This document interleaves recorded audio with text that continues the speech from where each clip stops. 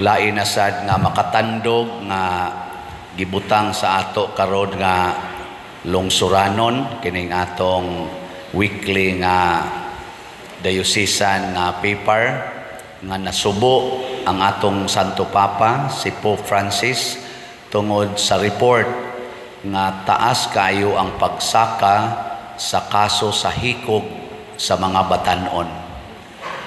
Dugay na kong gasigig sultian nga nisaka gyud maayo ang cases sa suicide sa mga batanon. Gani kung magpakumpisal mi og mga eskwelahan bisan sa level sa grade 6 nga mangumpisal naagi pipila mo ingon, Father, naka-attempt ko og kuha sa akong kinabuhi to end my life. Labi na gyud diri high school, labi na gyud ini college. Nag-contest ni sila. Ang lain sad nga isulti bisag elementary masyako, Father, I committed premarital sex. Mas daghan aris high school, mas daghan na gyud inig-abot nag-college. Lingi ay mong tupad. Yung nawa ba kay planong maghikog? Sige. Na. Waka kay bao kana imong tupad diha. Waka kay bao. Nananay gi plano-planohan. Unsa man ang number 1 gyud nga rason nga ang tao makahunahunag hikog kun wa na siya mobati nga siya gihigugma.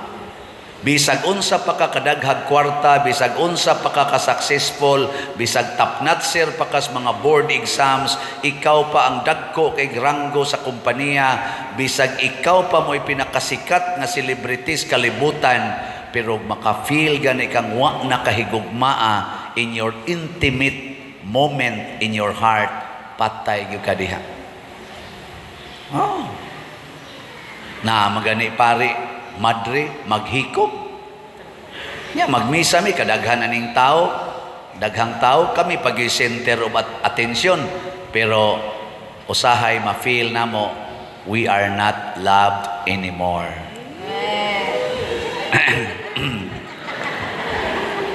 Kana bang ang mga tao ba manglakaw yabo ending gyud ka nga ikaw ra gyung usa nya do na kay gusto nga himuon bawal. Ana, nasa nalay mong buhaton? May pamatay.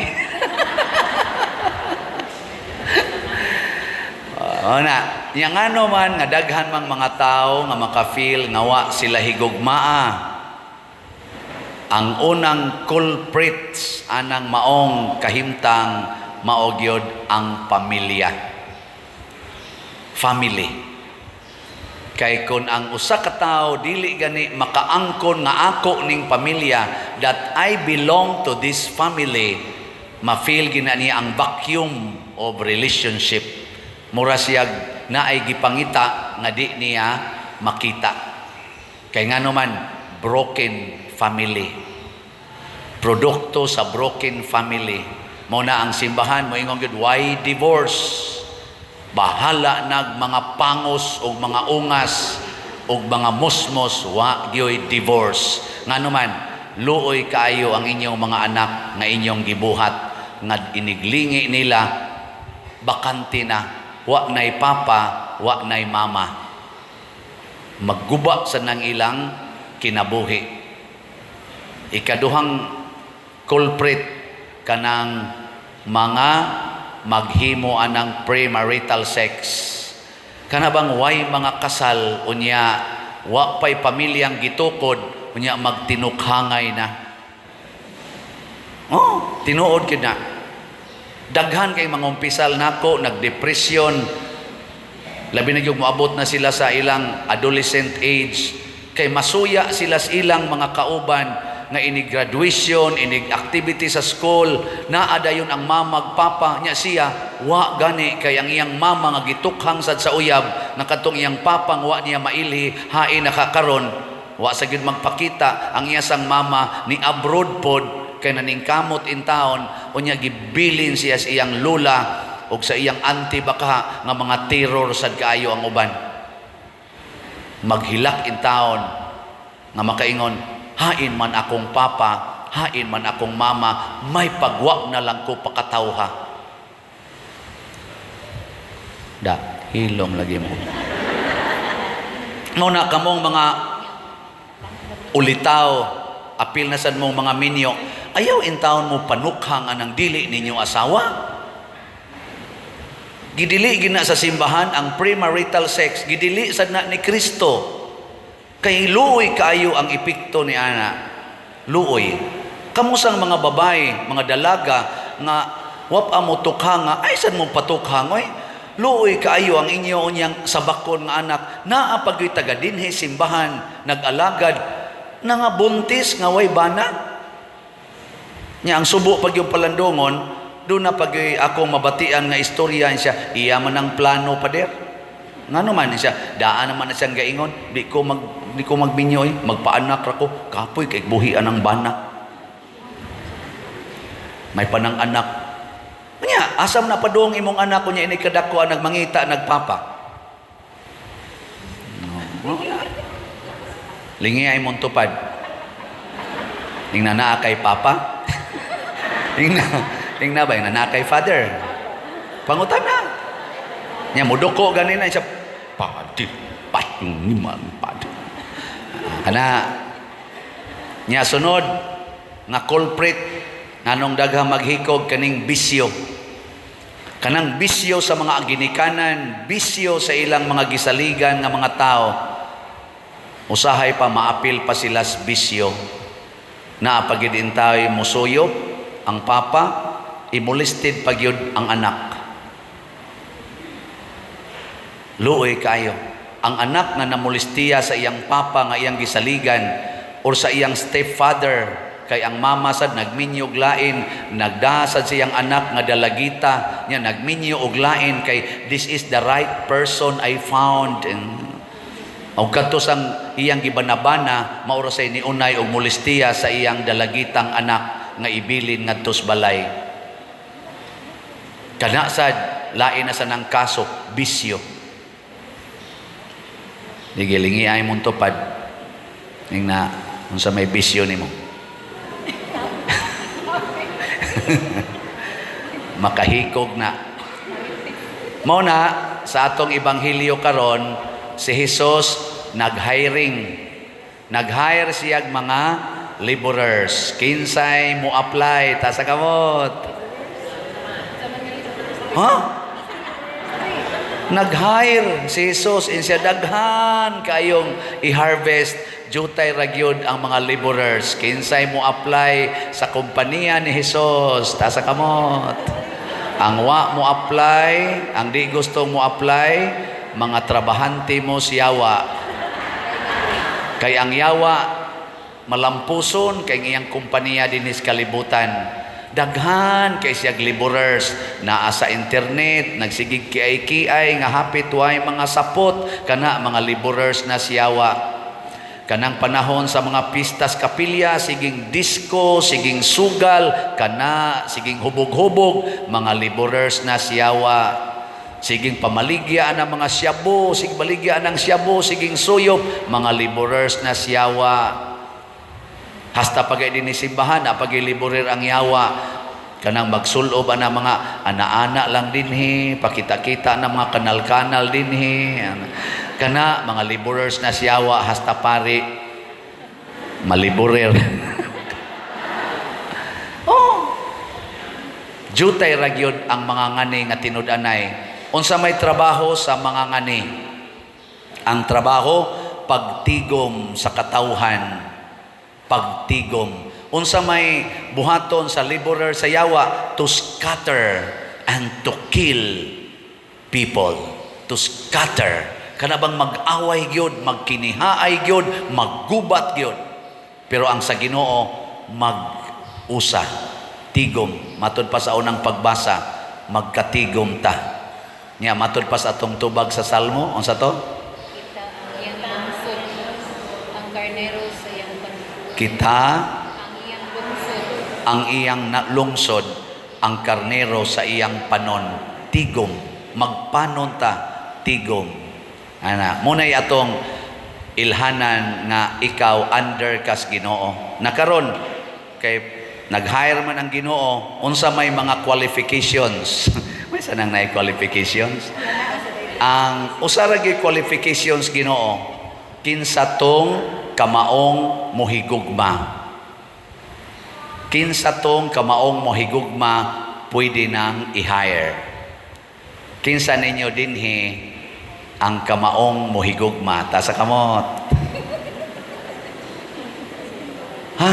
Di mo kamaong uban? Na, sargod taon mo, di mo kamaong mohigugma?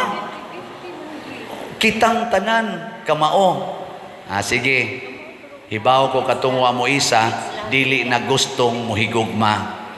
So, mao na nay sunod nga requirement. Kamao niya gustong mohigugma. Kaya naman say kamao, pero dili gustong mo practice. Kanang kamao, o niya gustong mohigugma. Sige, lingiyay mong tupad. Ing na mga playta. Mga playtas Ginoo.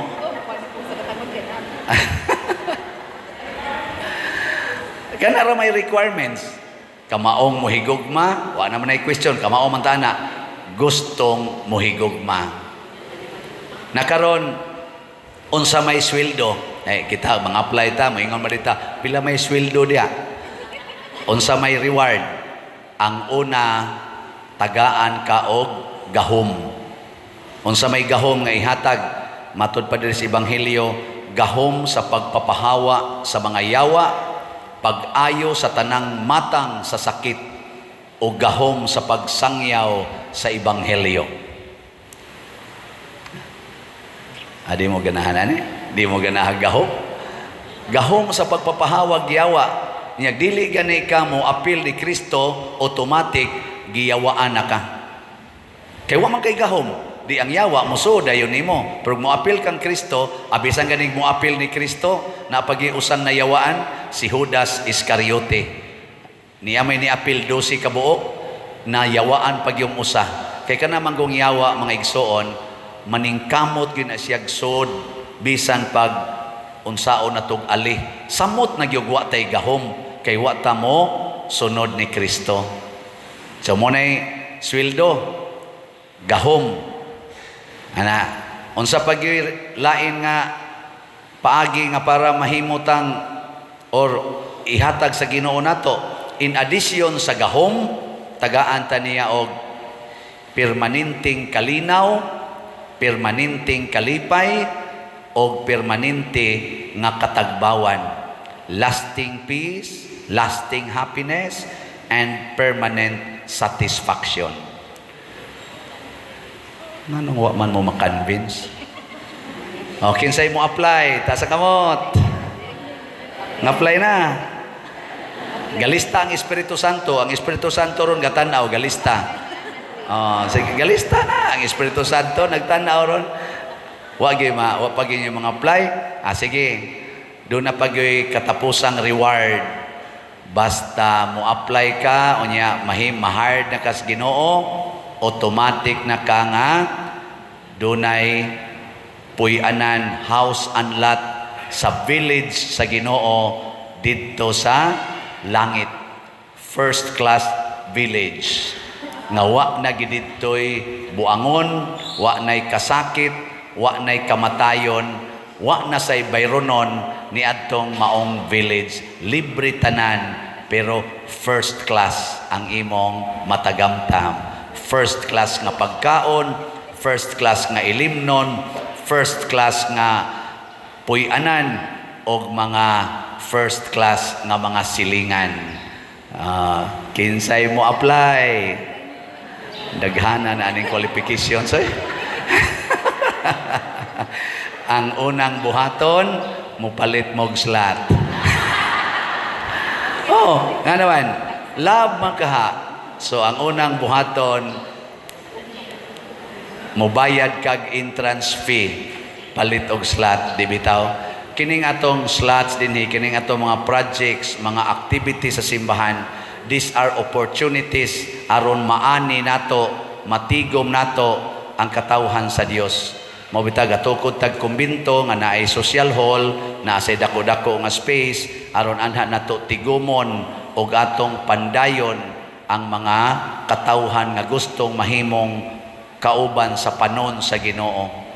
Nganong mopalit man ta nang yuta dihang dako-dako, anha nato tigumon ang mga katawhan sa Dios aron anha ta magpadayagay sa atong mga paghigugmaay o pagpalambo sa atong kinabuhi.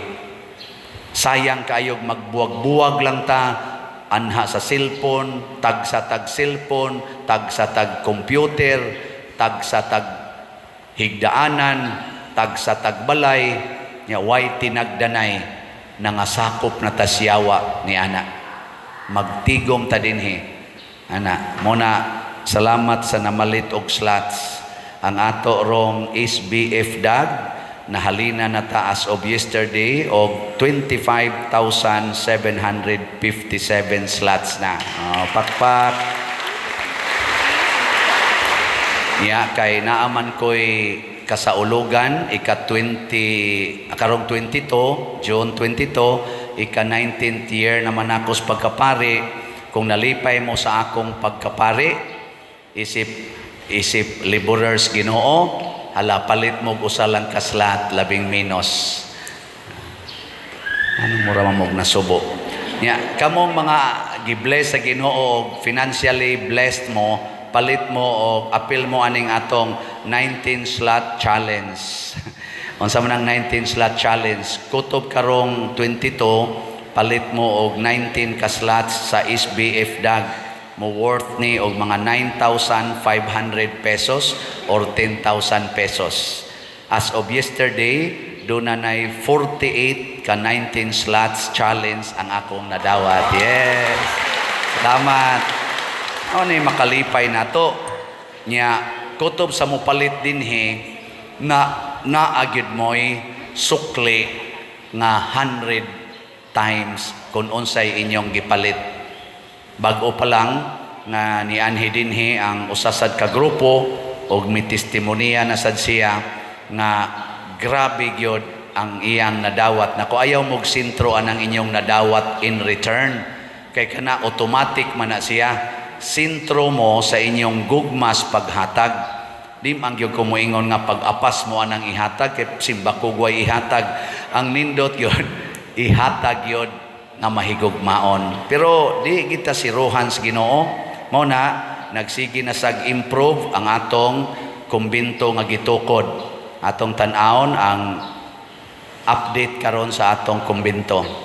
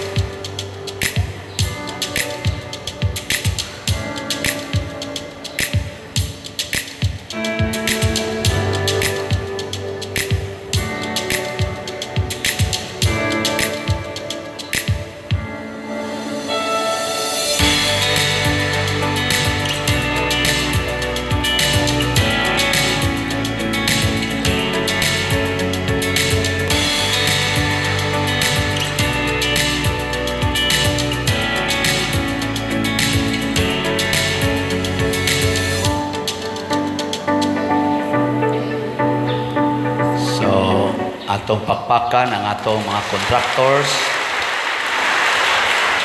Murag ready na para buhos ang atong third floor.